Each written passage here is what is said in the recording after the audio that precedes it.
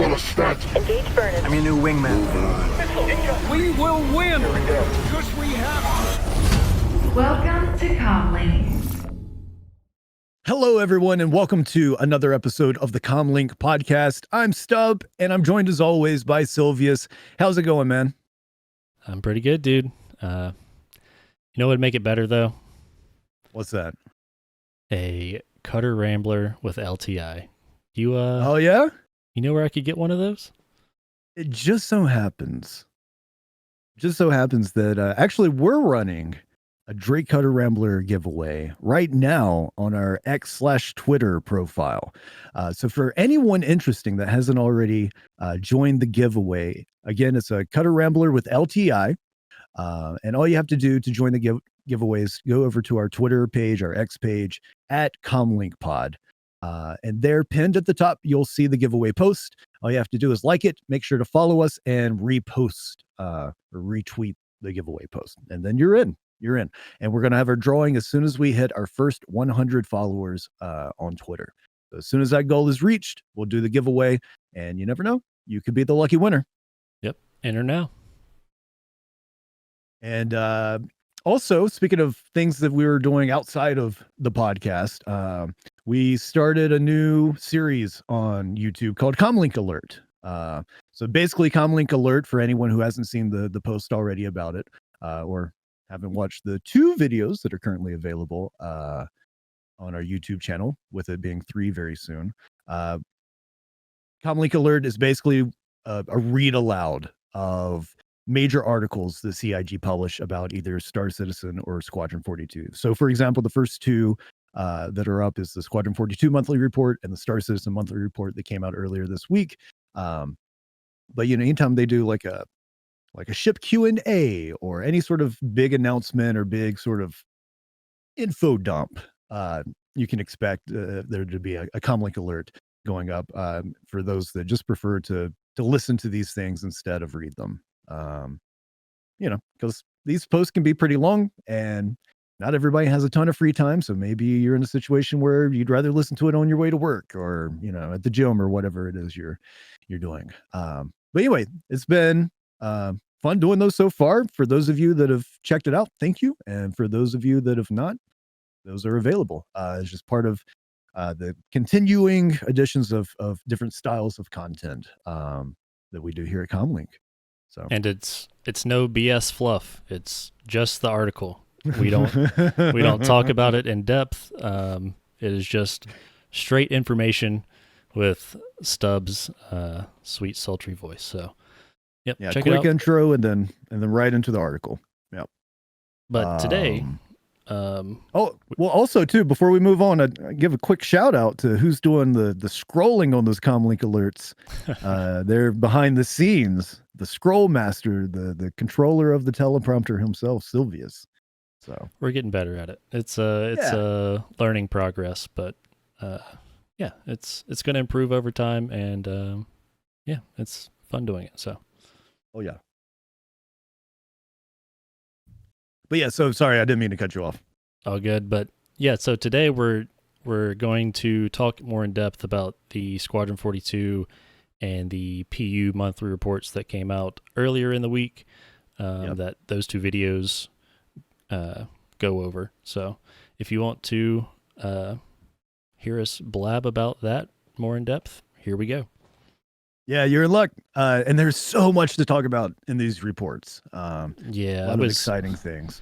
Trying to make this outline for this episode, I was trying to condense this to where we can kind of hit some major points and discuss them, but it's a lot of information. So if we miss anything that you saw in one of these reports that you thought was important, that we should talk about or we didn't talk about, whatever, let us know in the comments below and we can talk about them there. Yeah, and hey, while you're typing up your comment, make sure to go ahead and like and subscribe. Absolutely. Let's go ahead and we'll dive into the Squadron 42 monthly report first. And also for anybody that has not read these or have not listened to the CommLink alert on these, there's some overlap between the Squadron 42 and Star Citizen monthly reports. So just keep that in mind as we're going through. But yeah, the Squadron 42 monthly report, we started off with some AI features. So they talked about Vandal combat encounters being iterated on. The Vandal execution takedown window was improved and telegraphed correctly to ensure players have the opportunity to escape. And there was also work done on a boss fight encounter. So not a lot of super specifics there, obviously, because a lot of that stuff's going to tie into story spoiler potentially, right? Yeah, I'm wondering how, by that second point there, the execution takedown window, being able to escape, I wonder if how hard Vandal are going to be to kill, how hard they're going to be in combat if you're going to try to escape them, or if that's just maybe for a specific scenario. Right. Yeah, that to me, it reads like they're probably talking about a specific moment. I think so, yeah, probably. But we don't know a whole lot about... I mean, we have lore on the Vandal, but we don't know a whole lot about how the Squadron 42 game is going to play with them as an enemy just yet. Yeah, well, some of the specifics that they talked about too was with those combat encounters. Talked about the team fixing issues with enemies entering combat and moving into melee range. So there's some AI work going on there. Just as far as like, it sounds like pathing. And then they, outside of the execution takedown window, they start to talk about a range of other combat areas we're working on too, including changes to tactical target query system, which can now spread targeting across a group, but prioritize the player.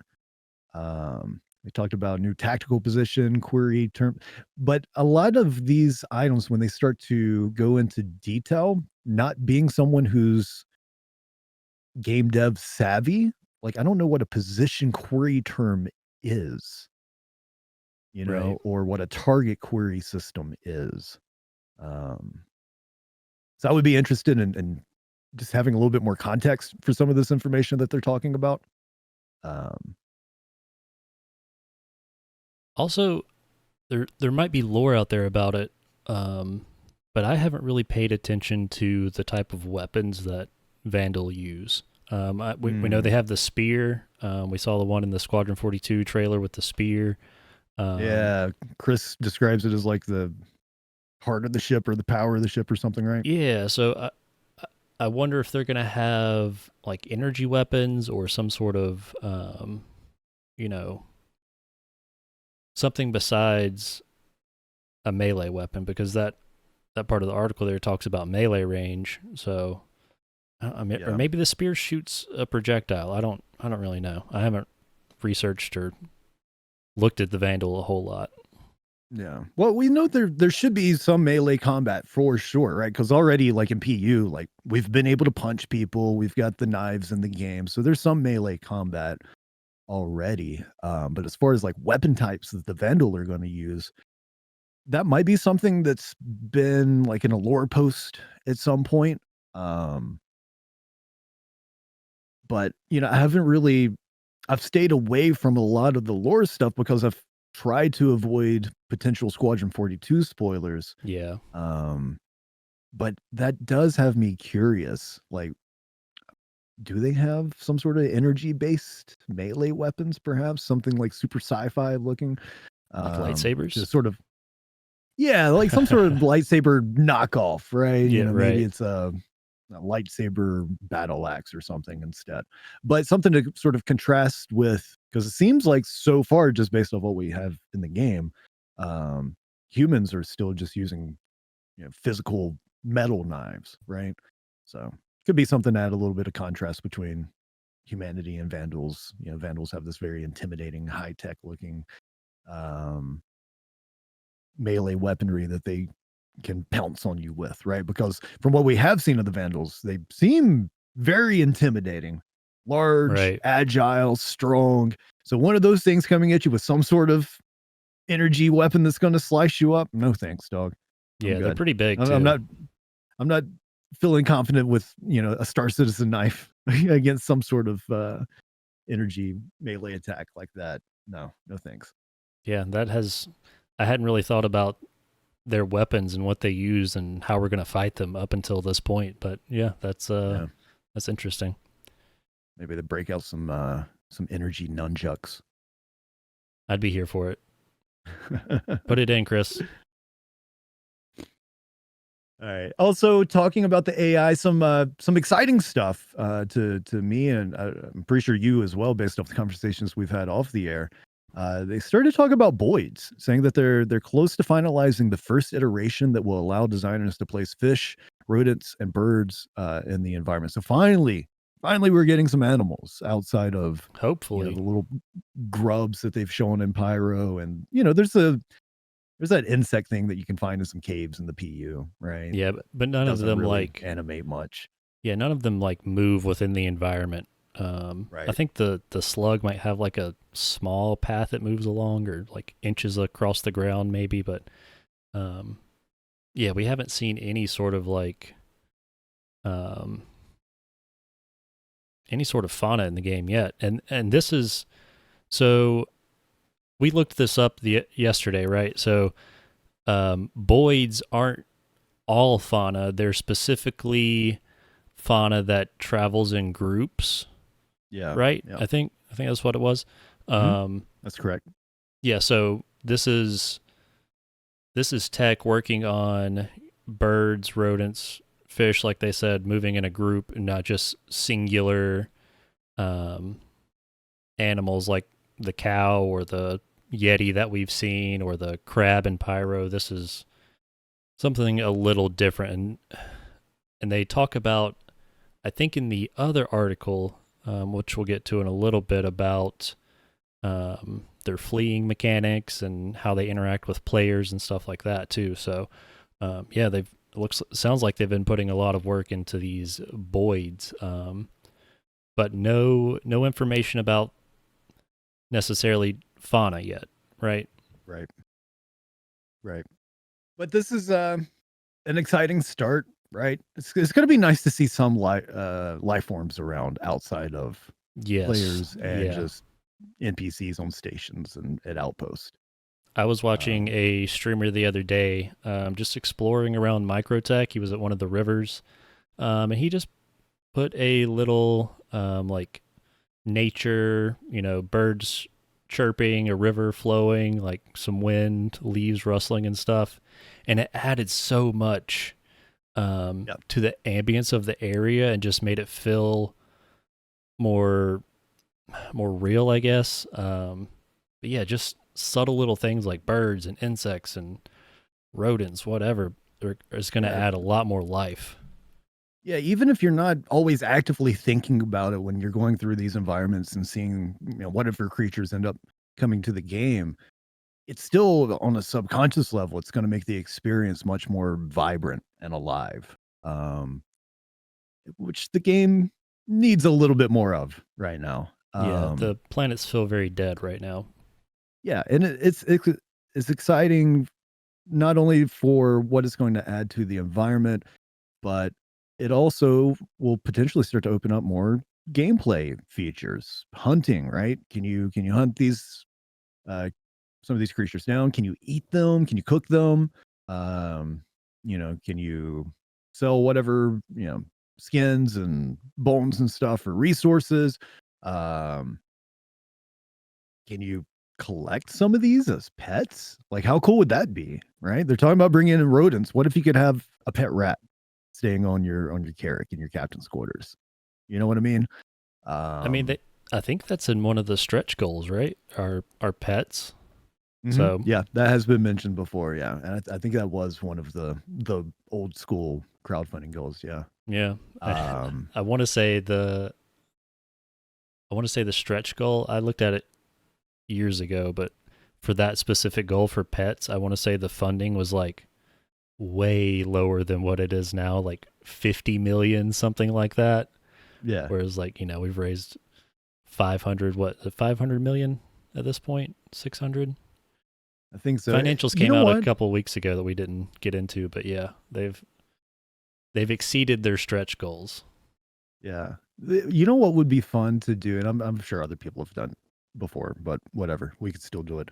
would be to do a little video on those original stretch goals to Yeah. see what we're still waiting on from that original campaign.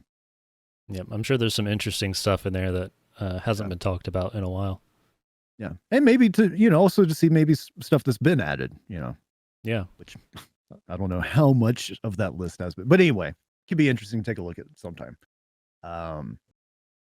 But yeah, so we were talking about the Boyd's gameplay loops, like hunting, extracting resources from the creatures somehow. Also fishing, right? You were just talking about the river video. Imagine just being able to chill and fish in those rivers on Microtech. It's not a game until you have fishing. I mean, people talk about Star Citizen being a scam, and there's all these accusations. But when you think about it, you're not a real game until you have fishing. And last I checked, CIG, we don't have fishing. So hook a brother up. that 1.0 we talked about last week, it's got to have fishing. Yep, exactly right. Exactly right. Also with the AI stuff, they talked about AI tech for ladders being improved.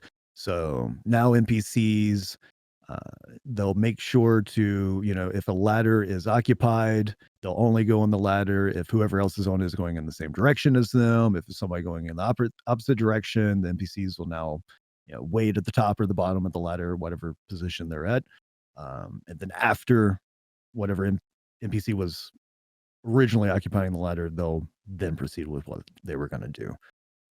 So not the most exciting thing necessarily, but it sounds like it's work that's just going to make the NPCs feel more natural in environments. And yeah, I wonder how many ladders they have on like how many ladders they have on like the Javelin or Idris or something, where that would actually, be an issue for an NPC. Because I'm trying to think about it. There's not a whole lot of ladders in the game right now, at least, that NPCs use.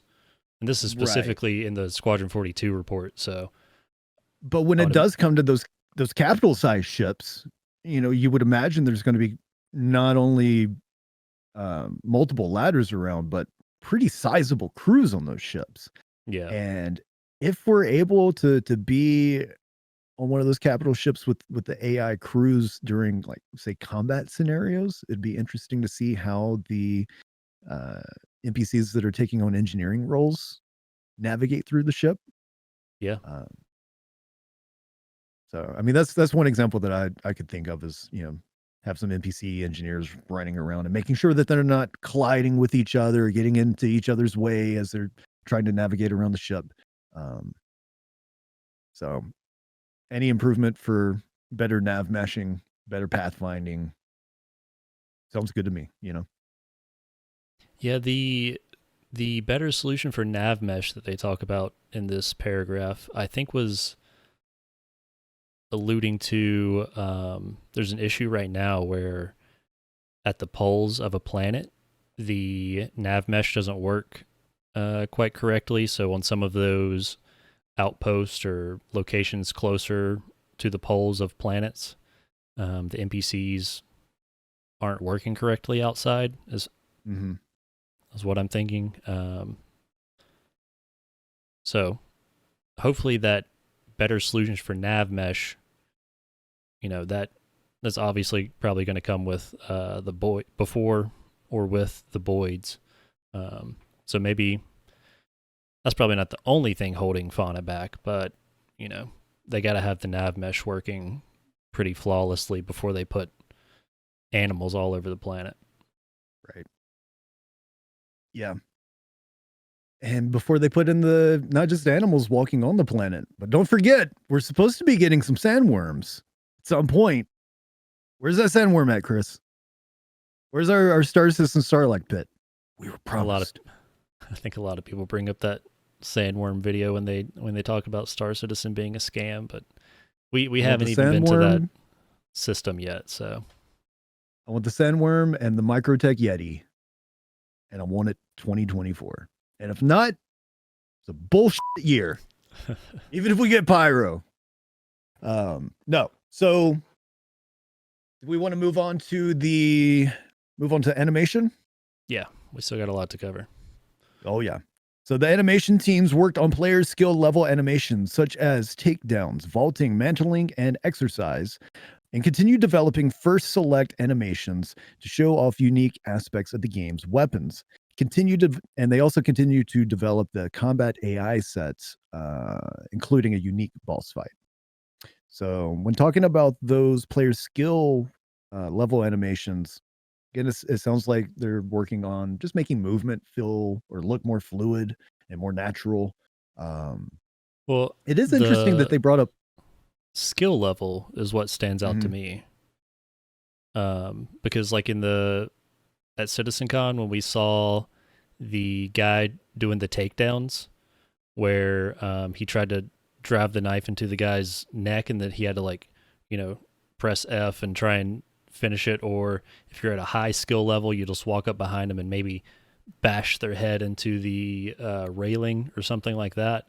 So it sounds like by that sentence that takedowns, vaulting, mantling, exercise, which exercise seems a little weird, are all going to have various skill levels, and depending on your skill, you're going to be able to do different levels of that animation. Yeah. Distinct animations for various proficiencies. Yeah, which I had honestly forgotten about until we just read that again, and I'd forgotten about the presentation at CitizenCon. So the exercising part makes me wonder, are we gonna have to exercise in the PU as well? God. Like, is this something that's coming, or else your characters are gonna get fat and out of shape? Yeah, I hope not. I mean, we only have one character model, so I don't see how they could, make your character appear like overweight or out of shape, whatever. But I mean, maybe it's a thing where if you exercise, like you don't have to, but if you exercise, your sprinting goes longer. You can hold your breath for longer. Yeah, more stamina, something like that. Maybe even a slight HP boost. Yeah, I think it would probably hopefully be stuff like that, and not something you have to do to like keep your character running. That's interesting. I wouldn't want it to be anything, that would put combat way out of balance if you're playing a character that just works out all the time, I guess, versus somebody else that doesn't, to where there's just an unfair, unconquerable advantage that the exercising player has. But it would be interesting to see things like, okay, maybe I can punch a little bit harder. Maybe I have 10% more HP. Maybe, you can run for longer distances before having to slow down. Maybe it could also help things like if your character is more fit, there's less swaying when you're in ADS. If you're looking down the scope of a sniper rifle, there's less shakiness to your screen. I don't know. Yeah. But that could could take play more G-forces. Yeah. Just built different. Yeah, basically. But I really hope it's not something we have to do. Right. Yeah, because that ties back into what we've talked about before, and other people have had conversations about too, balancing the realism versus still the fun of playing a video game. Yeah, right, and not going too far in one direction or the other. Yeah, the example people always use is the pooping mechanic, and I also hope that's not something we have to do. If it is something we have to do, I hope it's not very frequent. And it would also be nice if, your character is supposed to be living in this world, and, in the future when you log off in your bed, maybe your ship stays there, depending on the size of the ship. Your character's always supposed to be in this world. So I would hope that maybe you could schedule it, or it's just assumed that while you're offline, your character's going to shower, use the bathroom. That'd be nice. Eat and drink, stuff like that. Yeah, I hope that's something that they add, but as long as it's not, overtuned and it's something you're doing every 30 minutes or Exactly right. whatever. We want to still be able to play a game, right? We Yeah. don't want to go full sim. And there's back and forth on that, and different kinds of players have different preferences, but I like it when I remember playing a video game that I'm playing a video game. Yeah. So they didn't say much about the unique boss fight. In fact, they didn't say anything other than it was a unique boss fight. So again, staying away from story details there, but more work was done. So good to know. They also, talking about gameplay features, there was a Moby Glass rework, Starmap polishing, work done to landing UI, and then Squadron 42 front end polish. That landing UI was one of the biggest things of both articles that stood out to me, because it talks about, let me see if I can find it real quick. It talks about basically you're going to have you're going to be able to see the walls and the floor in your ship, like rendered inside of your ship as you're landing, which I like to, when I'm landing, if I can, I prefer to stay in first person.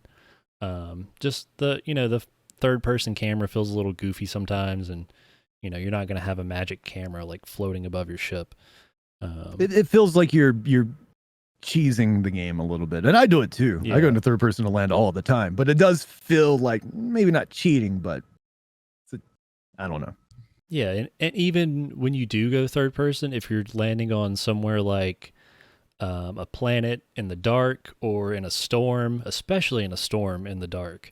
I think I was trying to land the Carrick recently a few weeks ago in a snowstorm on Microtech, and landing that thing is such a pain because you can't see the landing gear in the third person view, and that ramp has to be so specific to be able to touch the ground and get vehicles in and out.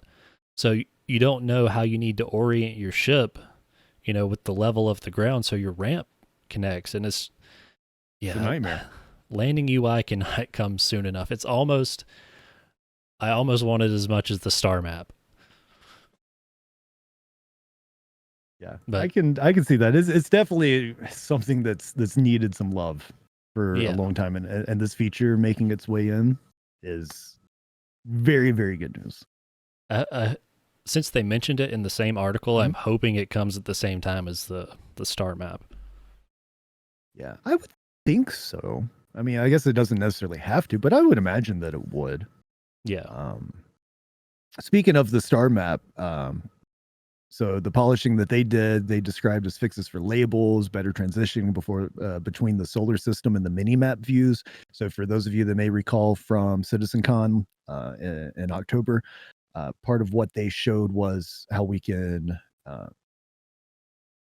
start at your small local level, say on your ship, and then you can zoom out of the star map to around whatever planet or celestial body you're around, and then you can go all the way out to the whole system that you're in, right? And it looked fantastic, but it sounds like they found ways to improve it even more, which is really great. Yeah, and the Moby Glass rework too. In this article specifically, they mentioned there's Squadron 42 Moby Glass features specifically to Squadron that aren't in the PU that they've been working on. Well, yeah, so yes, specifically it says they spent time toward the end of the year looking at what's needed to implement some of their Squadron 42 features in the PU, including additional requirements not needed for the single player campaign. So most features are moving over smoothly, though the new Moby Glass requires work to support existing apps not found in Squadron 42. So I had that backwards.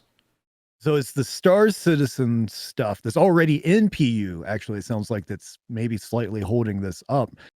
Not so much the brand new stuff. The Squadron stuff, yeah. Yeah, It sounds like them they're already finished with marrying it together. with the Mobiglass stuff that'll be in Squadron, but they're still working on Mobiglass stuff for the PU. Mm-hmm. So I'm excited for these Mobiglass updates. I'm not the biggest critic of the Mobiglass necessarily, but that UI, it's time for a change. And improved functionality is always a good thing, right? And so especially when it's something like the Mobiglass that you will use, several times in a play session. They also talked about the character customizer being polished more. And then with that Squadron 42 front end polish, this I thought was cool. I even mentioned it, I think, in the one brief moment where I went away from the article in the CommLink alert for the Squadron 42 monthly report. Squadron 42 front end received polish with saved game profiles now displaying the relevant customized character and a dynamically changing environment depending on progress. So it sounds like your just main menu screen is actually going to change and adjust depending on what part you're in the campaign. And that's nothing that's like a gameplay feature, but just as far as presentation, sounds really cool to me. Yeah. So it's nice they're adding a little bit of flair, it sounds like. Yeah, stuff that doesn't have to be there, but it's when it is there, it's nice. Yeah. You notice it. So the gameplay story update was essentially the team worked on a range of scenes across various chapters using new mocap, updating poses, and fixing problems. So more stuff, I guess, to do with maybe either the way AI is moving around with the mocap stuff, or maybe something to do with some cutscenes that they had to rework a little bit. Anyway, just touching up. I guess just the human animation, making things look more fluid. I think at this point, all of the gameplay stories are done, and at this point, I think they're just going back, making sure all the background character animations feel right, all of the main characters also feel right, and also making the environments feel alive, and just making sure everything's checked off and good to go.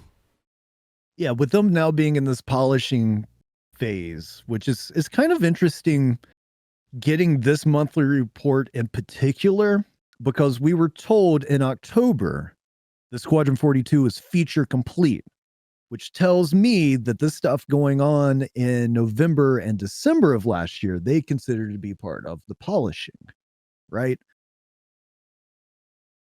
In my head, polishing was squashing bugs. It was taking care of glitches. It was maybe rebalancing some combat, but it sounds like it's much more involved than that. There's a lot of different systems being touched.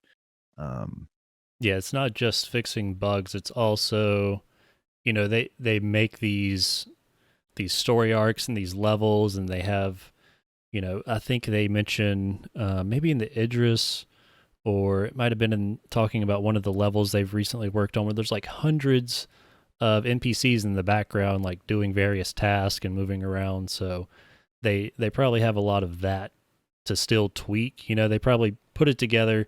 It works. It's good. The story is, the point gets across. You know what the story's going on, but now they're going back and making little tweaks to stuff and making it better, which, we've talked about this before, and they can take all the time they want fixing shit like that and bug fixes, because I want it to be good. Punch it up as well as you can, CIG. Take your time. Graphics and VFX programming was up next, and they started to talk about the Vulkan development progress, saying that it's reaching the final stages of development.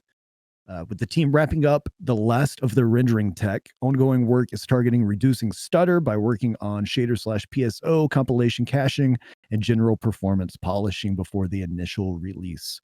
So there's not a time window given to us on when they're expecting this work to wrap up. But it is being stated that they're reaching the end, but I feel like we've kind of heard about Vulcan being reaching the end for a while. I was about to say the same thing. We've been hearing about Vulcan for what, 2-ish years now? Right. So So it just makes me wonder, hey, is this something that is maybe something that hits the first half of the year, one of those features that or improvements that will be coming to the game within the first 2 quarters? Or is this something that, there's going to be a monthly report that comes out this time next year saying Vulcan's reaching the final stages of development? There's no telling where we're at on this, truly. yeah, and I do hope it actually adds some performance gains to the game, and because it talks about ongoing work targeting reducing stutter, and stuff like that. And for anybody that's been to one of the outposts recently, especially some of the ones, I've noticed it worse around the ones that have water around them. And I think they talk about, Planet Tech team also working on polishing water. So, with Vulcan and more water polishing and stuff, hopefully those stutters and everything become minimal. Yep. Yeah, hopefully so. Because again, part of all of this coming together and working is it's got to feel right. If you're stuttering all the time, if it feels like the game is just sludging its way through performance, all of these cool features coming into the game, if we still have that frustration of, damn it, things still just aren't quite working well, it's important work that I don't quite understand, but I do get that it's something that's going to enhance performance, at least in theory, right? Yeah. So, They've talked about it for a while, increasing performance. And I mean, it seems like most of the time the game is CPU bound, at least for me. So hopefully it helps with some of those render times and stuff like that. And, we can sit here and say we're still in alpha all day, but at some point it has to get better. And we've heard about all these different techs over the years. iCache is going to make it better. Vulcan's going to make it better. And then I forgot what iCache got turned into, but yeah, it's like nothing they've really added has. We've seen little gains of in performance, but I've never turned on the game after a patch and been like, whoa, this is way better. So maybe we'll get there at some point. Yeah, no, we're still at a point where, I celebrate getting 40 frames in New Babbage when it happens. You know what I mean? And then in that same gameplay session, maybe I'm getting 40 frames there, but at the next location I go to, I'm getting 17. And it's not that there's a bunch of players around. It's just, I don't know, shit's dropping. So anything that'll help increase FPS and reduce stuttering, bring it on. Anyway, this tech stuff, I feel like I'm shit at talking about it because I don't get it. So let's move on to they're talking about Planet Tech team working on water. That was also mentioned, and finishing the fire hazard visual. So working on both water and fire. We've been hearing about fire forever too. If maybe 2024 will finally be the year we see fire hazards and stuff, because that's, I don't know, it's been longer than 2 years probably. We've been hearing about fire and how it's going to affect your ships and everything. So yeah, maybe finally we might see it this year. Yep, fingers crossed. And with the water stuff, let's see, they talked about, was it in another section where they talked about the underwater effects? Yeah, that was under VFX. So that would technically be coming later in the outline, but since we just mentioned water, we might as well mention it now. Yeah. The VFX team continue to provide effect support for a variety of locations, as well as some key cinematic sequences. They also continue to fine-tune water, including underwater effects, which implies, right, we're going underwater. at some point in Squadron. So is that swimming? Is there a ship going underwater? Is there just a fancy sci-fi submarine? We don't know. But it's that little tidbit to me was the first time that I've honestly even really kind of thought about going underwater in Star Citizen, so it has me interested in how we're going to experience being underwater. Do you have to be in a vehicle? Will we be able to dive and do it first person? Yeah, I mean, we can walk under the water now, which was, that's a pretty recent feature, because it used to, if you touched the water, you just died. So Right. now recently we've been able to go underwater in the lakes and rivers and stuff. And Yeah, we've there's we've got the New World version of swimming. in Star right. Yeah, you Citizen. just kind of walk on the ground like you would normally, as long as you have a suit rated for space. You can breathe underwater, basically, and there's not really any difference in movement. There's some different plants and rocks under there a little bit here and there, but other than that, it pretty much looks like you're on the surface. And yeah, I'm assuming we'll get swimming at some point. But at what capacity we can go underwater, that's pretty intriguing, because we saw the boat in Squadron 42. Is there a submarine somewhere? We don't know.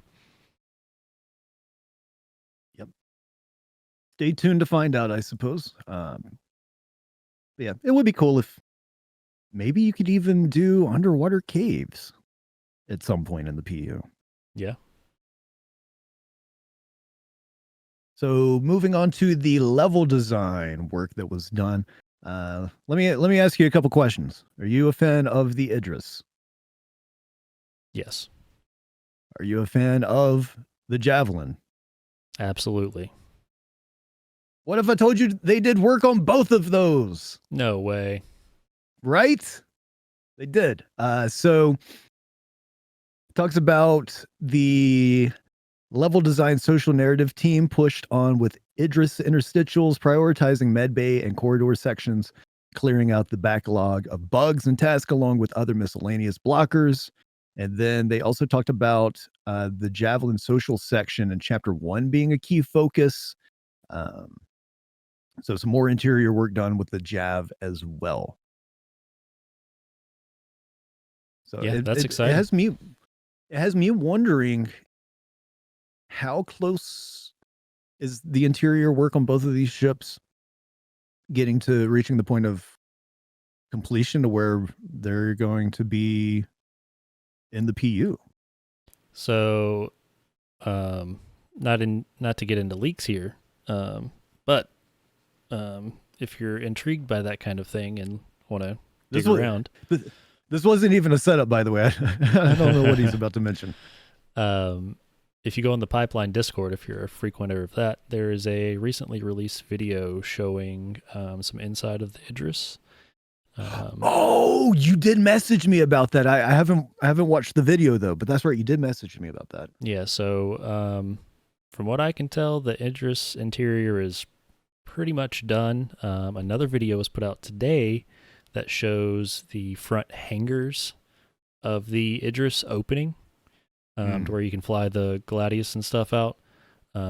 So animations are working. Inside looks mostly done. So yeah, I'm wondering what's holding it back from the PU. I'm thinking it might be server meshing, or at least anybody who's kept up with the roadmap updates over the years, there's been that one card on there, the culling of other players' ships, the inside of their ships not actually rendering for you if you're not in their ship, which has been on the roadmap several times and gotten removed.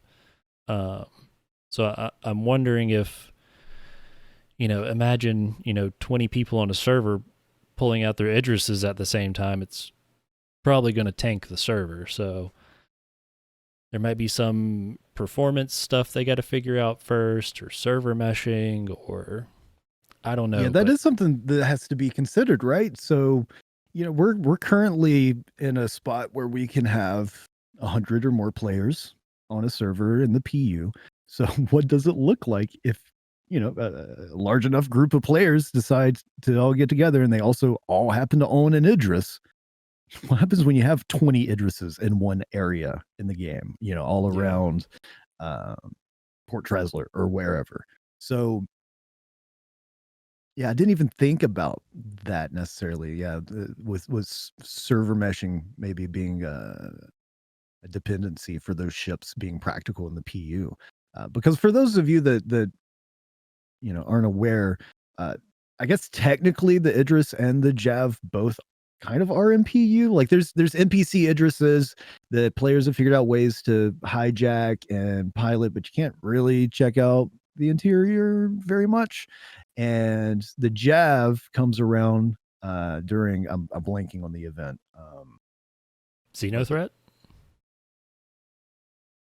Yeah, Xenothreat. And so it's NPC controlled, but again,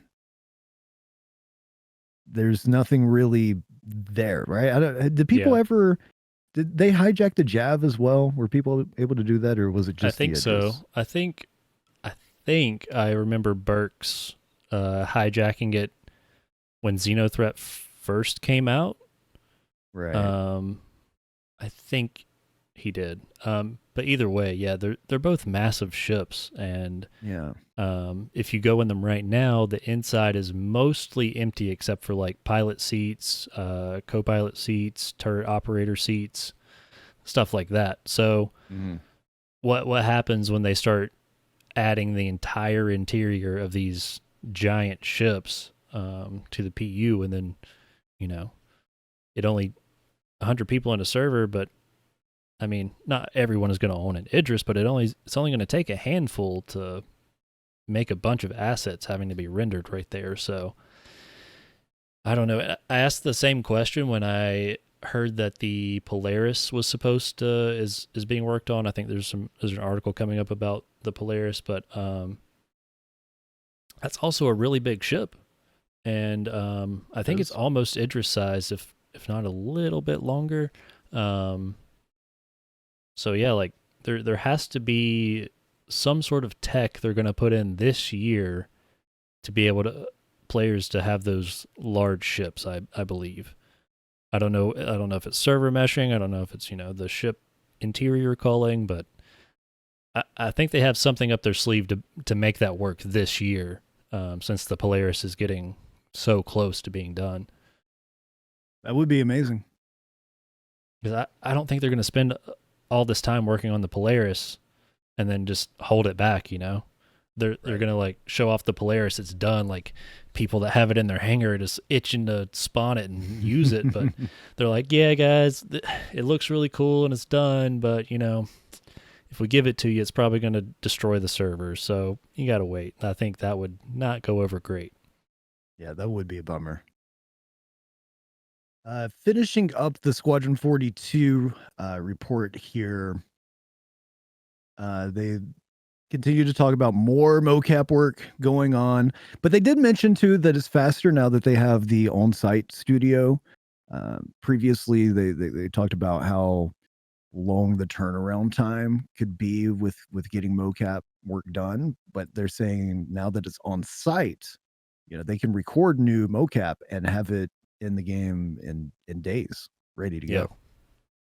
That's what I noticed throughout both of these articles. They mentioned a lot of mocap work being done, especially polishing Squadron 42 with those gameplay chapters we were just talking about. That, whereas before it would have taken weeks to like, oh, that character quite doesn't look right. We should probably mocap it again, but it's going to take a few weeks. But now they're just like, hey, Jerry, go put the mocap suit on and fire it up and probably have it done in a day, So that's good that they can do stuff like that now, because that was probably a lot of their development time being spent, just back and forth. Oh yeah, I would imagine so. And I wonder too, how many of these mocap reshoots or additional mocap work being done is being used with the characters played by the principal actors, like the Mark Hamill character, the Gary Oldman character, the Gillian Anderson character, where there's, somebody working for CIG doing the mocap stuff, or some sort of paid actor that's not one of the principal actors. And then they're just mocap or putting the rendering of the character's face onto that new mocap. Right. Like there's probably some of that happening, right? Where Gary Oldman originally walked in this scene, and now some of the footage that you're seeing in the cutscene is from when Gary originally did it, but now it looks like Gary's character's continuing to walk around, but it's actually that mocap is somebody else. Right. Yeah. You know what I mean?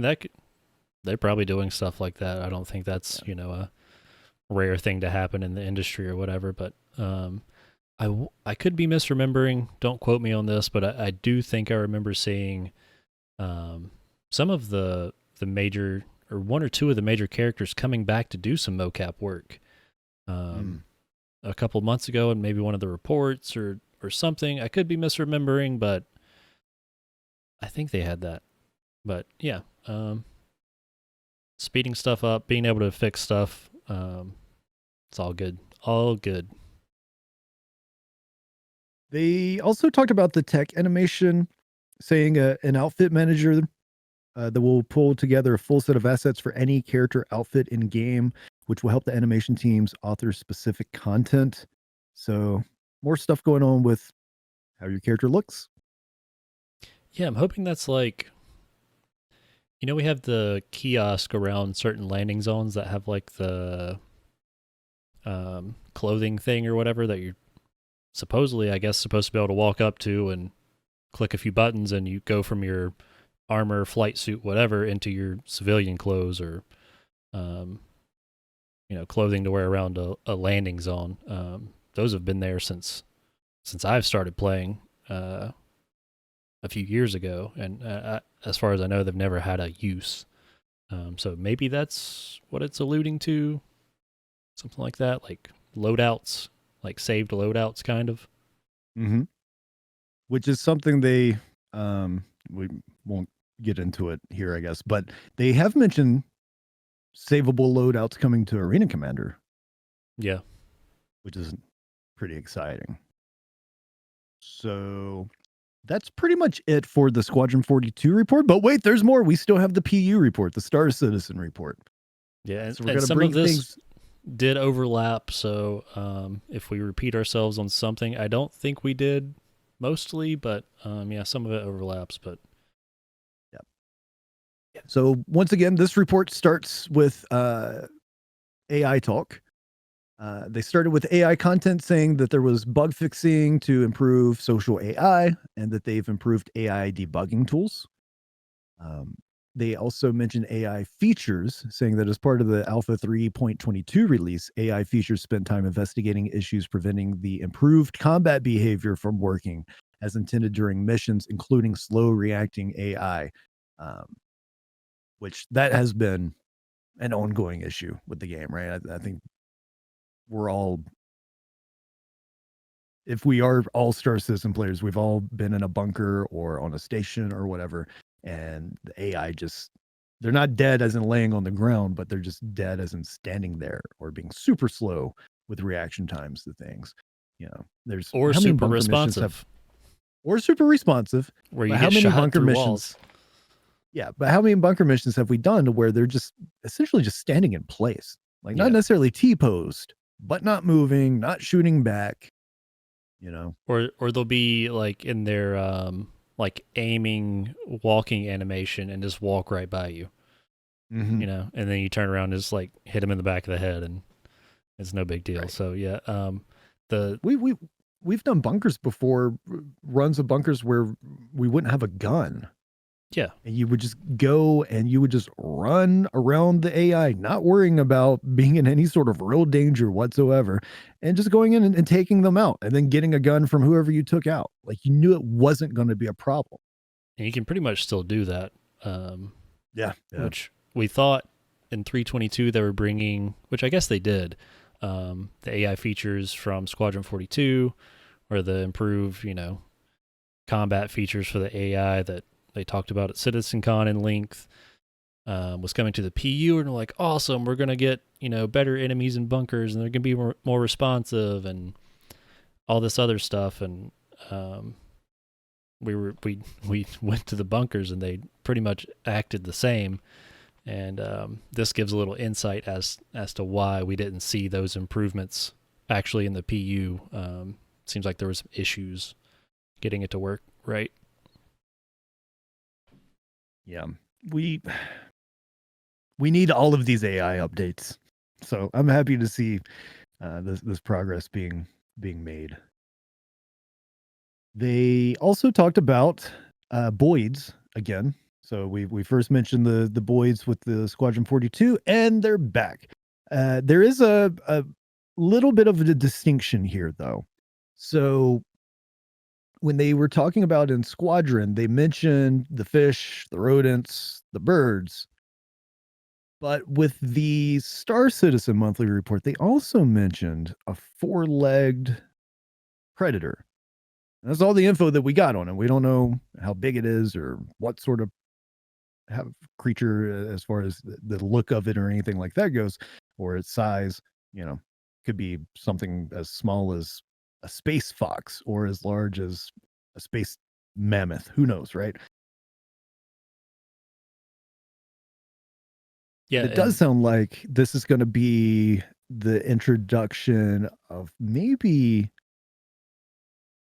dangerous or hostile creatures coming into the game, like something that we're going to have to stay aware of and make sure that we don't get attacked and killed by. Yeah, potentially. All we know of so far is what the Yeti, the crab and pyro, the sandworm. I think that's it. And this talks about a four-legged predator. And it says the animation team spent time bringing creatures to the verse, starting with a four-legged predator. So it seems like they're already working on this, which we've seen the cows and space whales, stuff like that. But this specifically seems like something dangerous that can kill us. Yep. And who knows? It could just be something that going around eating rats or whatever, little small creatures. But I'm That's hopeful that it's something that we'll have to keep an eye out for. Yeah, and they talk about also the when we're killing the Boyds and how they transition from an animation state to a ragdoll state, how the birds walk after they land, they don't just fly. And so obviously they're not just going to be, stuff put there that we can't interact with. It sounds like we're actually going to be able to hunt, kill, whatever these Boyds. So not just going to be like, something you can't interact with, I guess is what I'm trying to say. Whereas like for example, like DayZ, you hear birds, insects and stuff, but you can't shoot birds per se. So it sounds like something we can actually hunt. Yeah. Which again, that's something we've talked about before on the podcast. There's going to be gameplay sessions where I'm probably just going to want to go wander out into the wilderness somewhere, hunt what I can, and that be the gameplay session, not necessarily getting into ship combat or going on a some sort of mercenary mission or trading. Like, just actually have a reason to go out and explore the wilderness in Star Citizen beyond. They added a new river or a new cave and we're going to try to find the location, something to give you potential rewards outside of, I guess, maybe mining. I guess you could walk around and look for things to mine Right. on a planet. Yeah. But something else to do.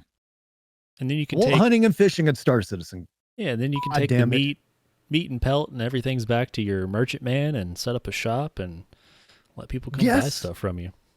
Yeah. Exactly right. That's the dream. Or at least part of it for me. Yeah, I would love doing stuff like that. Just, gathering resources and then reselling them. Just something, to break up the bounty hunting or mining or salvaging or, just something different. I guess, I mean, I've always, take a big hit of copium. I've always thought about like exotic animals, like on faraway planets and stuff. You go hunt this animal that's really hard to find, and then you can collect their pelt, and then you bring it back to civilization and sell it for a lot of money. Or maybe you can capture these animals and sell them as a pet, and people can have them on their ships and stuff, or just stuff like that would be really cool if they add these rare creatures and fauna you can go hunt for that not everybody's going to go do. Right. Could you imagine if one of the features in the game isn't just hunting, right? That let's say hunting is the lawful gameplay experience, and then the pirating version of that is poaching, right? Am I going to be able to become a space poacher? Maybe there'll be, exotic animals protected by the UEE that you're not supposed to hunt. You go poach them and then sell their rare materials. But if you get caught doing it, you get a bounty or whatever, right? Or maybe there's missions to there's been poaching activity in this area. Go check it out, sort of thing. Where it's like a, I don't know, very specific kind of bounty hunter mission where currently we've got just your standard bounty missions that you can accept for players, but then we also have the fugitive escape missions where they're specifically wanted for escaping from prison, right? So more opportunities to give different variations of contracts, I guess. Got to go hunt down them poachers. That's right. Somebody's got to do it. Let's see. They also, talking about AI tech, just briefly mention that several existing features were polished and finalized, including NPCs utilizing trolleys, which received improved collision avoidance. And this was achieved by updating the PID controller logic and how it's used for path following when NPCs are pushing trolleys. So I guess they won't be going haywire like some players decide to in the PU. Yeah, I'm not a fan of trolleys, honestly. They've been trouble. They've been nothing but trouble so far. Yeah, and I don't see their practical use. Like, especially so I can see the med trolleys where you have to lay an injured person on them and push them to a room or whatever. Sure. But the two little SCU, I don't even know if it's that big. The trolley that will only carry the handheld boxes, and it's a pain to push and doesn't work, and it clips through your ship and it'll blow it up and all this other stuff. Why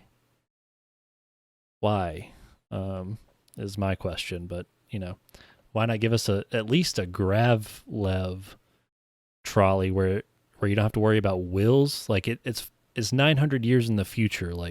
Why are we still using shopping cart wheels on our trolleys?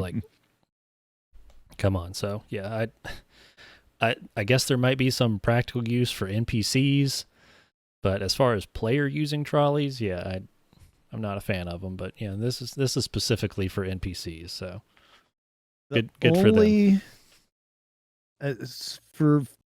And this doesn't touch the Gravlev part that you just mentioned, which was a good point.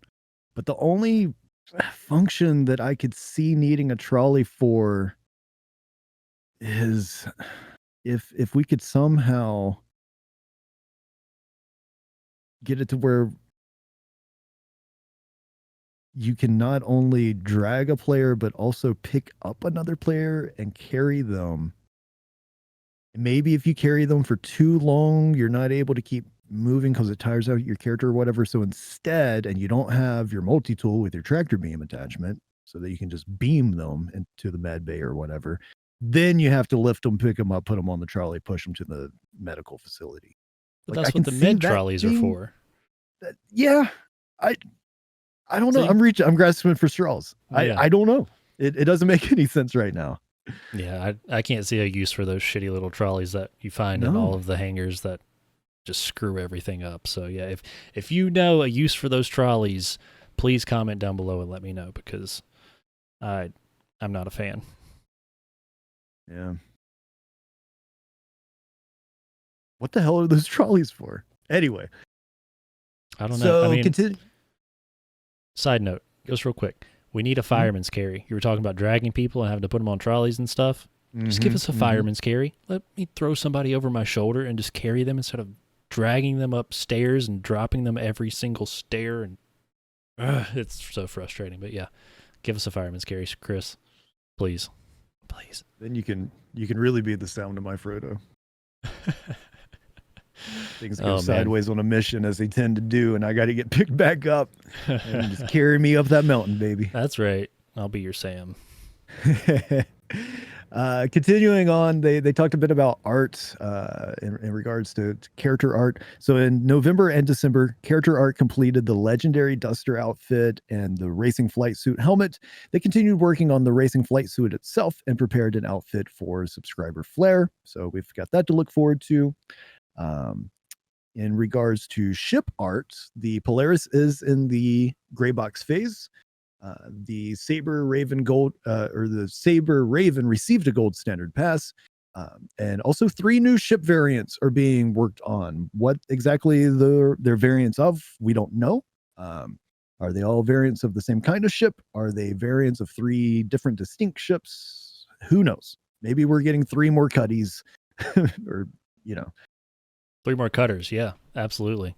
Or 3 more cutters. Yeah, but 3 more cutters. What don't we have yet? We need a mining cutter, a salvage cutter, medical cutter. Yeah, that's the 3 right there. Yeah. Yeah. So, yeah, we don't know what it is, but and it doesn't say what stage they're at. No. Literally, that's all the detail we have. Yeah. Then they started talking about some Star Citizen stuff. Nothing really to say about that other than, I guess, CIG drinks a lot. That's what I take away from these posts. I would like them to come to North Carolina. That would be cool. Yeah. So we could go to one. So we've had Bar Citizens before, right? There was one in I think Raleigh not too long ago, but that wasn't, I think, one that CIG went to. Right. But yeah, it happened at the same time. One. Yeah, it's like during GalaxyCon in Raleigh. But still, we didn't find out about that one until I think it was too late. But I think it was only like a couple days after or whatever, the next week or something. It's like, fuck. Yeah. We missed it. It's all right. But yeah, an official one coming closer to us would be nice. I think the closest one we've had has been Atlanta, maybe. Yeah. But yeah, sounds right. I would love to go to one for sure. Just making it happen is sometimes an issue. Especially if you don't know that there's one right down the road. But anyway, they did a lot of drinking. They did a lot of meet and greeting with the community, which is really what it's about. It is nice to see, all jokes aside about CIG being a bunch of drunks.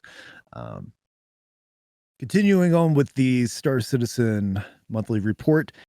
In regards to the economy, they said November and December saw the economy team finish price balancing armors and vehicles. They began looking into the prices of FPS weapons as part of balancing the wider economy to bring all systems together. A contextual inventory inheritance was designed to tag items in shops that will allow them to more easily rebalance prices too.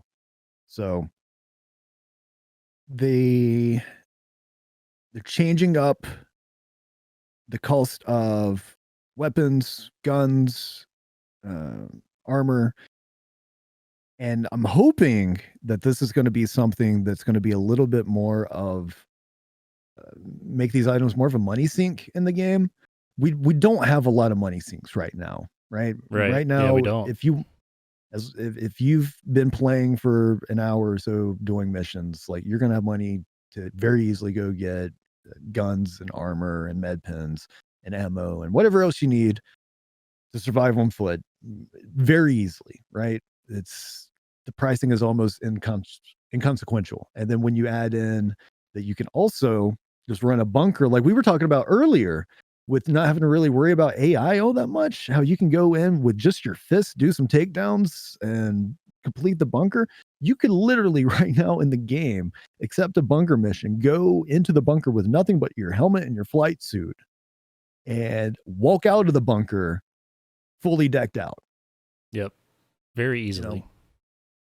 So you got to think about how easy that is to achieve, to get all this stuff for free. And when you're doing a bunker mission, getting paid for it. So actually, yeah. But you're getting those items at no cost whatsoever. You don't want to price things ridiculously, but I do want it to be, like I said, a little bit more of a money sink. Yeah, we do need more of those. Yeah, because right now, other than chasing after ships in game that you still want to buy, there's not much else. Refueling's not expensive. Repair's really not expensive. There's, you know what I mean? Yeah, it's just give us like, some slot machine somewhere, something for me to do with money other than buy another ship.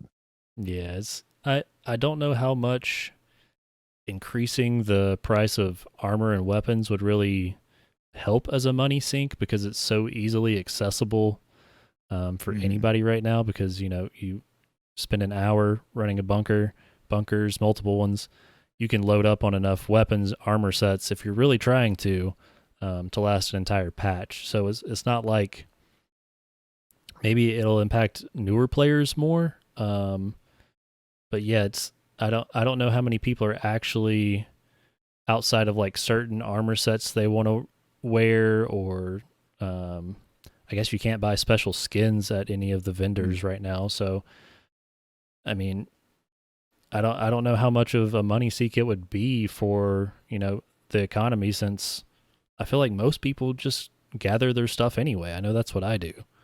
Well, I will say, and I do gather stuff sometimes, but 9 times out of 10, I am going to a store and just buying stuff real quick from the terminal or whatever. Every now and then I'll decide to really frustrate myself and try to buy armor off of a mannequin, and then you can't actually click on the core armor piece that you're trying to get, and you end up spending 5 minutes crouching around at different angles and different positions, and finally you're able to get your cursor to where you can click on the word buy without it switching over to the undersuit or to the arms of the armor, but anyway, I digress. We've all been there. Yeah, it's, oh gosh, I got kind of frustrated with that the other night. But they also continue to talk about, well, actually, before we move on to economic implications of freight elevators, let's mention at the very top, because we just spent a lot of time talking about guns and armor, but they did say they finished price balancing armors and vehicles too. So I wonder if vehicles are about to get more expensive as well, because that's something else to where you could go, buy a Dragonfly or something from the pledge store, but they're so cheap to get in game. It's almost kind of like, other than just to do it to support the game, why? You're not going to have to grind very long at all to be able to afford a Dragonfly or a Cyclone. Yeah, I mean, most of those I buy in game almost immediately. Like, I have several ground vehicles. I'll buy a hover quad every now and again just to have one. But yeah, the price of those on the pledge store versus the price in game, way easier to get, because you spend what, 30 some bucks for a Cyclone, something like that. That sounds right. You can have enough money in game to buy one in an hour, 2 hours tops, depending on what you're doing. So yeah, they definitely need to balance the ship costs and everything, but I have mixed feelings about the economy as a whole of Star Citizen at this point, because I don't. They talk about it all the time, but it doesn't matter. I mean, they obviously need to like have it somewhat working, and have an idea of where they're going with it. But right now we're still in alpha. Like, we get wipes like every couple of months. Like, there's exploits, people making millions of UEC an hour. Like, the economy right now is a joke. Yeah. That's the best way to put it. It's like they talk about, oh, we can't do this, we can't do that because of the economy. Who cares? Like you can go buy, like there's people that go buy AUEC off eBay. Like, dude, that one bewilders me to no end. I do not understand that. I can kind of get buying credits once the game's live and there's no wipes, I guess. You know, if you just want to very quickly go buy whatever ship you're after or whatever. But doing it now? When, I mean, if like you're, I guess if you're one of those people that means nothing. If you're one of those people that spends like that, just pledges a shit ton of money for ships and stuff, and then you just have a shit ton of disposable income. Sure, I guess, but yeah, like you said, it's just gonna get wiped. Like you can go get a reclaimer in game, like 15 million, I think it is, which depending on your experience and what you're doing, it might take a week or two to grind up if you're really playing. But you go get a reclaimer right now, you can pretty much buy anything in the game within a few hours of playing with it. Mm-hmm. Like it's prints money right now. So yeah, all this talk about economy and stuff, it's good. We need to have the discussion, but then I also get frustrated when they talk about like, oh, we can't, we're not going to make the refresh rate of certain materials, or we're not going to increase it, or whatever it is that they're talking about because of the economy. And like, who cares? So until we're full release, no more wipes, they can do whatever they want with the economy. So, but I digress. That's how you really feel. Yeah. No, I agree though. I don't really have much more to add to that, because what more is there to say until significant economic changes are brought into the game? Because right now they're not there. Yeah, and all that background stuff that's supposed to go on. Where, what is it? Are they calling it Quana? Yeah, that was the Tony Z thing. Yeah, that was the term they used for it when they talked about it like 2 years ago. Yeah, when are we ever going to get like a significant progress update on that?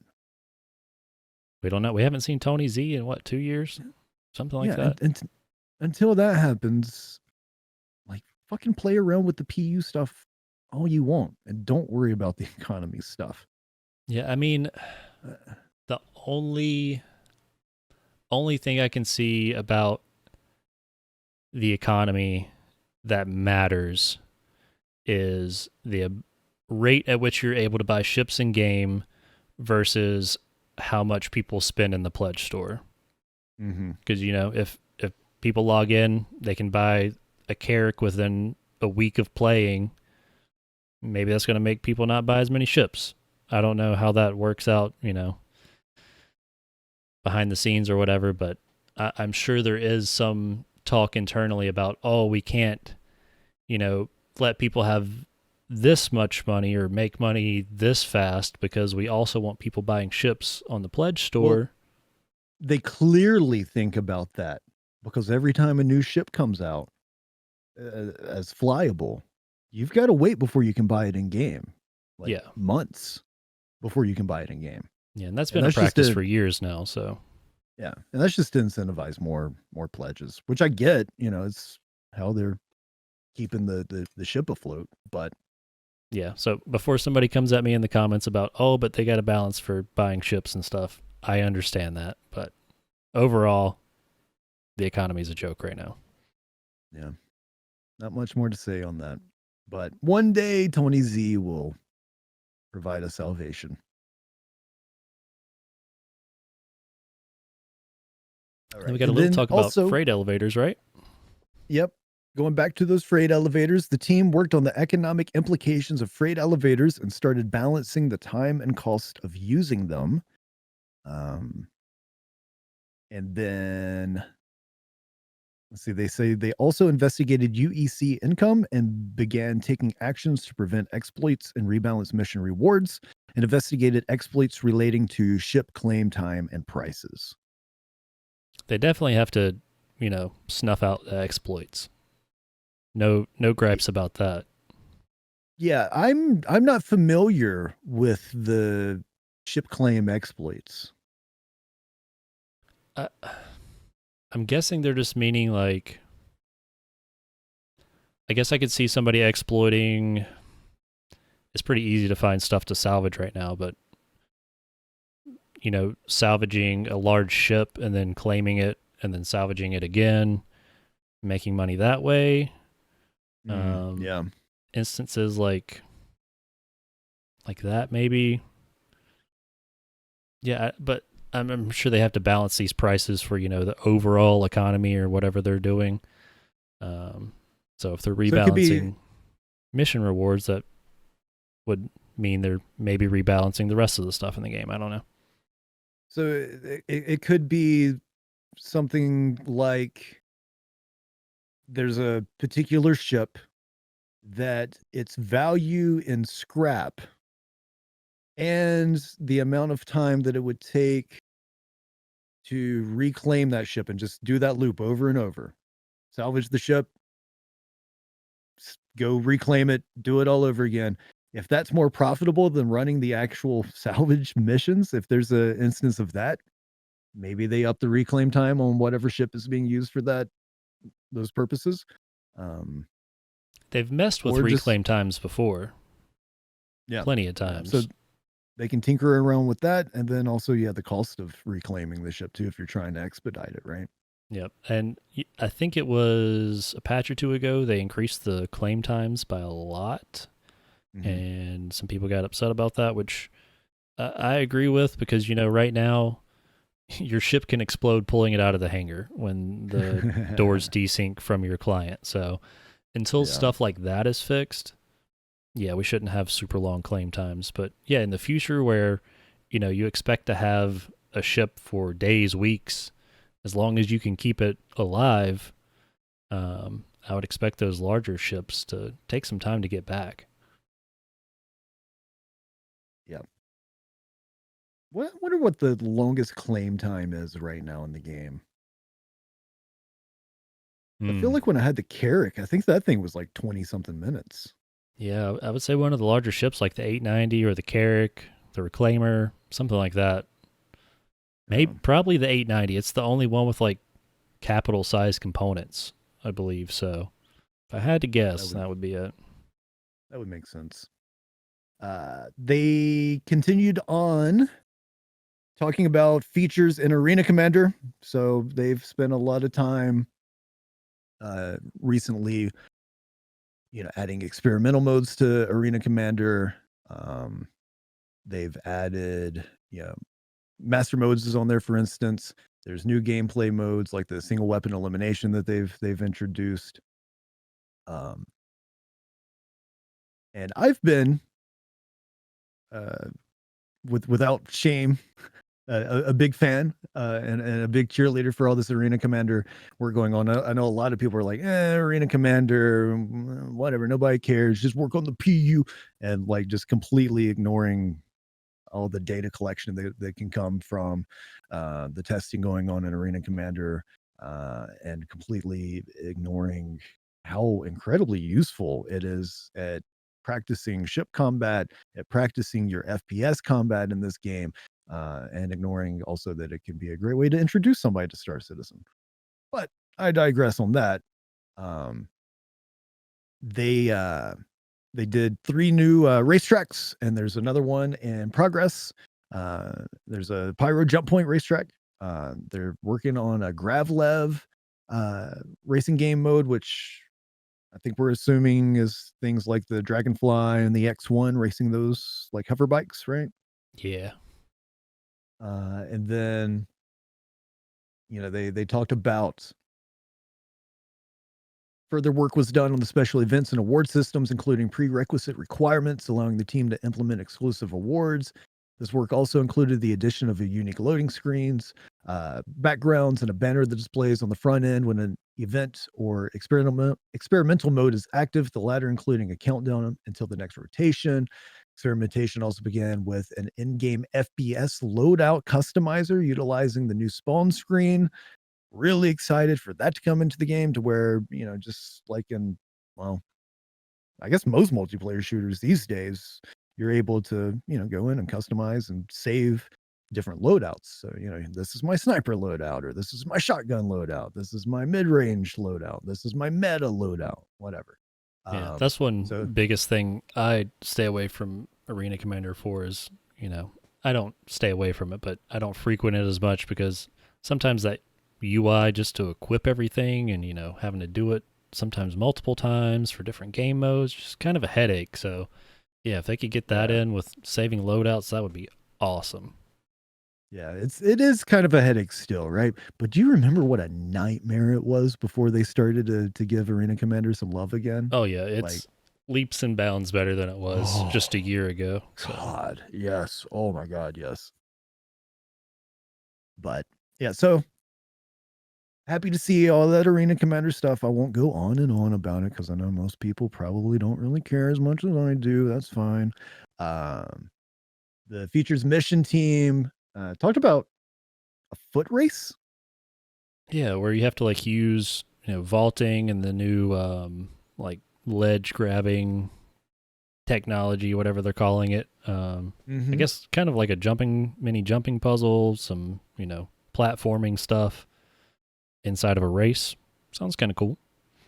Yeah, it does. It's for whatever reason, I just never thought about on foot races in Star Citizen. You know what I mean? It's all about either the ships or the land vehicles. But yeah, why not? Why not? Especially if they are putting in a bunch of work on mantling and ledge grabs and everything else. You make people run through obstacle courses. That sounds like fun. Speaking of and ground that's vehicle somebody races. Go ahead. I was going to say that's somebody that's not even a fan of platforming, but yeah, the idea of doing something like a Star Citizen version of American Gladiators. There you go. Yeah, that could be cool. Yeah. It just made me think of you're talking about ground vehicle racing, which we don't really have in the game except for community organized stuff. But correct me if I'm wrong. This may have been a dream. I don't remember. But back in 2019, 2020, 3.9, 310, I want to say they had ground racing in. I can vaguely remember doing a ground vehicle race with you and our friend Matt in Cyclones somewhere on Daymar or something. I'm pretty sure in the mission in the Moby Glass there used to be racing missions that were on ground. If you remember this in the comments, let me know because I'm not sure, but I think I remember that. But more recently, they added, it was on Orison or something, right? With the little go-karts. Okay, yeah, they have the go-karts, but it's not a mission you can pick up or anything timed or something like that. But I feel like I specifically remember timed races with ground vehicles being in at some point. And nobody would ever do them, so they just removed them. I don't know. This might be Mandela effect. Yeah, let us know in the comments below. Yeah, I don't know. I could have dreamed it. I don't know. I like racing ground vehicles, so it could have been a crazy dream. I don't know.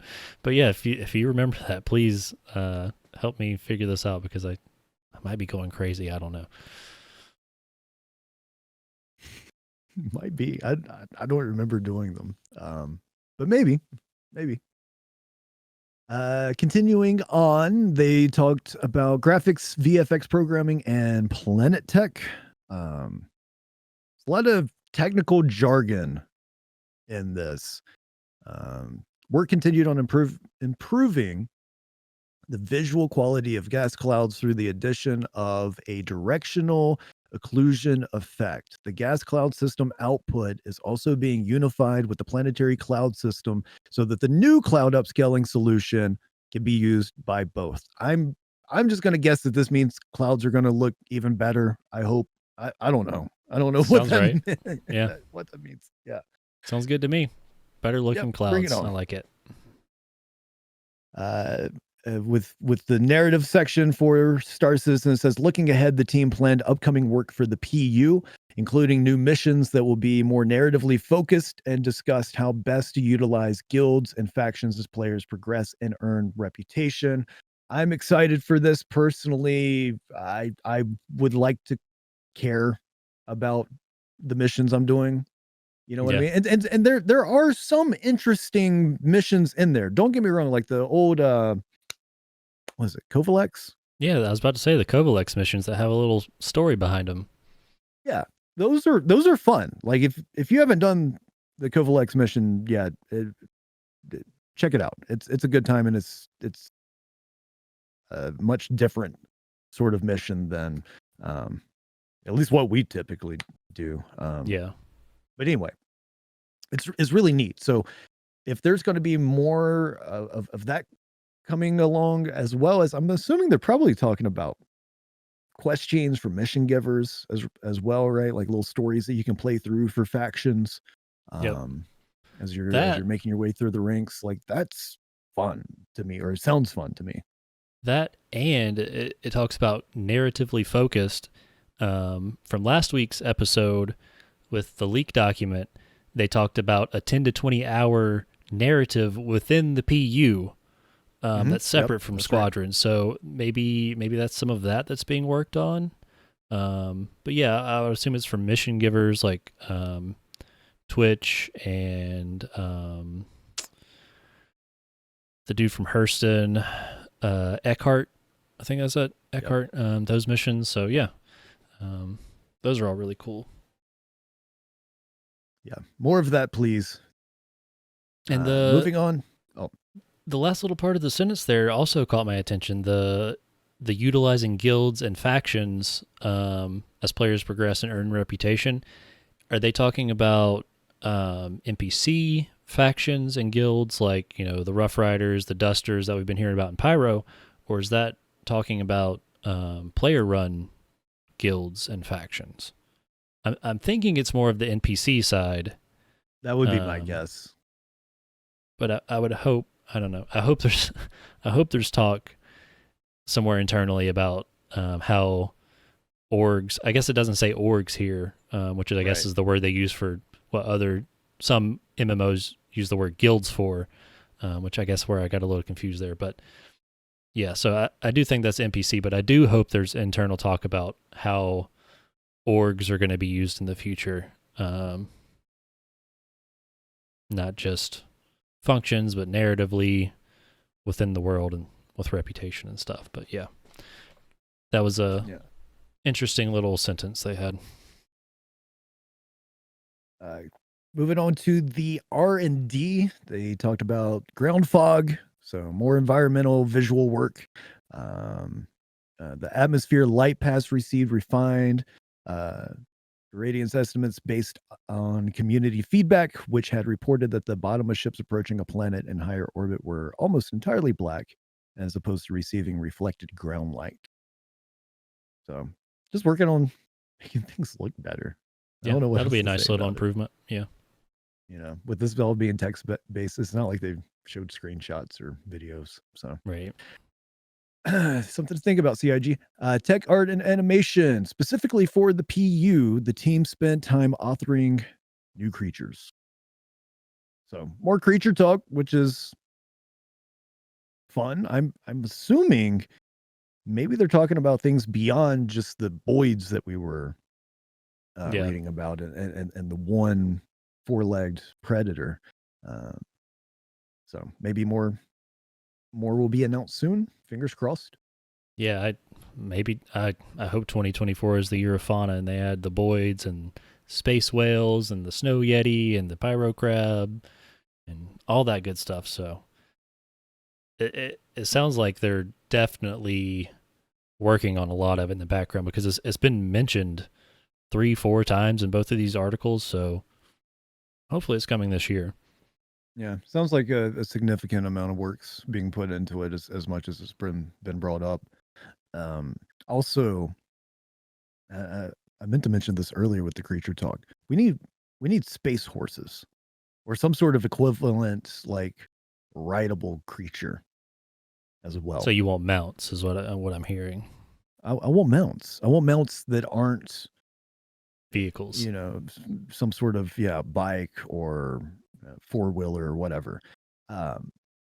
Not just for the sake of variety, but I was also thinking about if you were really wanting to take a stealthy approach to some sort of ground-based mission where you don't want an EM signature as you're approaching the location, but you also want to go faster than just on foot. That could be neat. Yeah. I haven't even thought about that, but yeah, rideable mounts would be cool. Mm-hmm. But we'll see if that ends up being a thing. I'm sure that's years away. So continuing on to wrap up this Star Citizen monthly report, the VFX, it says during November and December, the VFX team worked on structural salvage effects for the Drake Vulture and Aegis Reclaimer. And then they also provided effect support for new locations and existing location reworks, including several new derelicts and rappel, or is it rappel? Do you know how you say that? I don't know. Tomato, tomato. Yeah. I'm gonna say rappel because that sounds more fun to say. Yeah, even though it's I like rappel. Which is, quote, a rather hellish environment with the ground literally burning. Is that in game? Yeah, we went there the other day, but it was dark. Is it? Yeah. Oh, okay. And one of our games crashed, and that was the end of our play session. So yeah, we'll get into that next episode. But yeah, we have been there. Vehicle effect support was provided too, including for the Iapoa Santakii and the Origin X1 series. So, and that's basically it. The structural salvage, of course, there was a lot of talk about that when it hit with 322 and some disappointment. But they worked on some of those effects.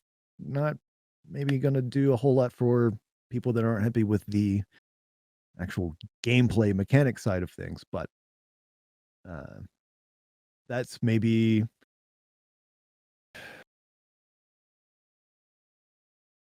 exciting for people into salvage. I don't know. Yeah, I don't know what to say about it. I don't know. If we're talking about salvage, I don't mind it. I don't mind the structural salvage they added because I think any gameplay they add is good for me, and get it in the game, get it in players' hands, let us use it, play with it, break it, do whatever, and then, they can iterate on it. But shoot a beam at it. Yep. Just beam it in and then we'll fix it later. So yeah. Are you mining? Here's a beam. Are you salvaging? Here's a beam. Are you healing? Here's a beam. Are you transporting something with a tractor beam? Guess what?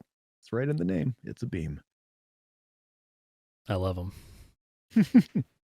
All right, everybody. If you have not read these reports yourselves, they're available on robertspaceindustries.com. At least the Star Citizen one is. The Squadron 42 was emailed out to backers. And then, of course, we have the CommLink alerts up on YouTube and Spotify, where they're being read in their entirety in full.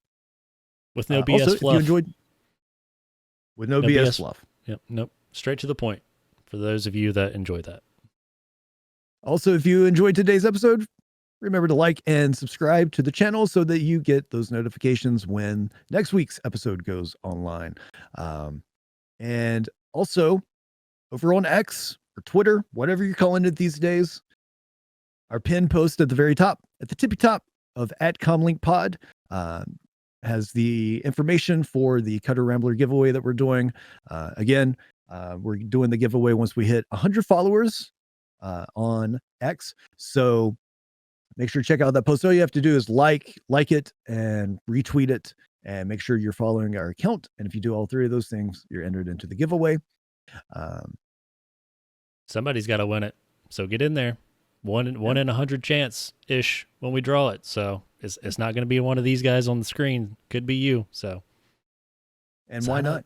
Why shouldn't it be you? Lifetime insurance. Right. And if we didn't mention something that stood out to you in one of the articles, let us know in the comments below, right? So we mostly focused on things that seemed interesting to us. But maybe you think we overlooked something or are underestimating something that was in one of these reports. Let us know its significance. And then also, of course, again, those CommLink videos are also up on the channel. We're going to be working on some reaction videos in the near future as well. So we'll be getting back to those. And again, just thanks for checking out the podcast. We really appreciate it. We've seen some really sizable growth in the past couple episodes. So again, thank you so much. And make sure that you're following us on the socials. We've got Twitter, we've got Instagram. Both are at CommLink Pod. And I think we're out of time for the day, man. Yeah, we're getting closer to 2 hours than one, so definitely time to wrap it up. But like Stubb said, thanks everybody that's been tuning in and listening to these longer episodes and commenting and interacting with us and stuff, because we love that about it. So yeah, keep doing that, keep listening, keep tuning in, and we'll keep being here. Absolutely. And until next time, this has been the CommLink Podcast. Thanks for listening. Be safe, be well. We'll see you next time. Thanks, everyone. See you next time.